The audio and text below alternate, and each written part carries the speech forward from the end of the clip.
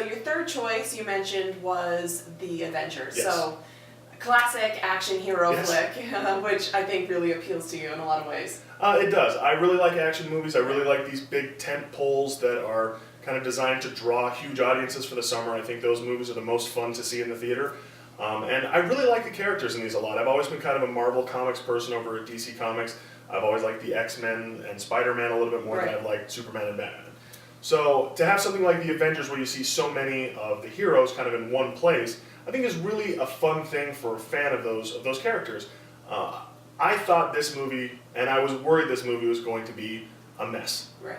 Because in order to pull together these big characters who have all been in their own separate movies, who have each had 2-hour-long movies just about them, to pull them together and to make a cohesive story that made each one of them fit. It didn't feel like anybody was extraneous. It didn't feel like any of the characters were unnecessary. Right. Which I think was a really good thing. And Joss Whedon, who has a huge, I guess you could say, geek fan base. I mean, I'm a huge geek fan base. I love Buffy. I'm a huge Angel, Firefly, Serenity, that series, terrific, fantastic. I'm a huge fan, and so I was really thrilled when he was given a big budget picture like this to demonstrate his skill and his talent that perhaps haven't been seen in the same way because he's done a lot of television series. And that's true. And one of the things that's great about choosing somebody like him to do this type of material is he is such a big fan and he cares about these characters. He cares about this story. He cares about the fact that he's the one telling it. And so he's going to try as hard as he can to make the visuals great, to work with the writers to make the story as sharp as possible. Where, if you just pick a big name director who has a good track record of doing, big money action flicks, and you say, okay, you're gonna do the new Superman movie, or you're gonna do this new X-Men movie.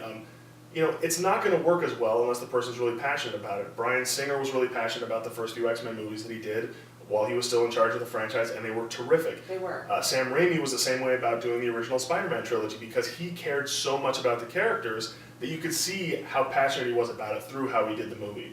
And having Joss Whedon do the Avengers was a real stroke of genius. I think they could not have picked a better person to do it.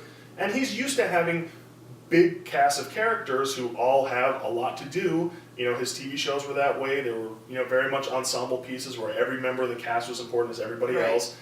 And to do something like that with the Avengers was really important because I think it would have been easy to, for instance, take somebody like the Hulk, who had been the least successful on his own outside of the Avengers, and say, well, he's going to be the least featured player in this movie because he's the most difficult to write for and he's the most difficult to make relatable to the audience.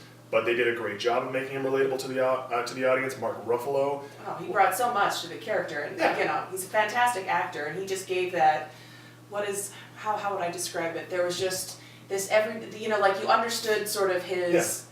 He's so emotive, even though he's such a quiet actor. Yeah. And I think adding that element to Bruce Banner and the Hulk's character was really effective in this movie. Yeah, and it made Bruce Banner seem a little bit kind of less isolated and sad because they chose somebody like Mark Ruffalo who, while he did hold himself back from the group a little bit, you feel like he's somebody who has warmth. They introduce him in a scene where I believe he's supposed to be in India or Pakistan as a doctor, helping people out through a real epidemic of some kind. And, so you feel the warmth and the charity and the humanity of this person who kind of feels guilty for what his anger turns him into, how it turns him into this monster that he can't control that can hurt people. And, by giving him a little bit more warmth, I think it made him a much more relatable character to the audience. And then when the Hulk was actually on screen, the Hulk was funny. Yes, he was. The scenes were great. There was humor. For the first time, I think you really understood the power of the Hulk, especially when you see what he can do next to other people who have incredible amounts of power.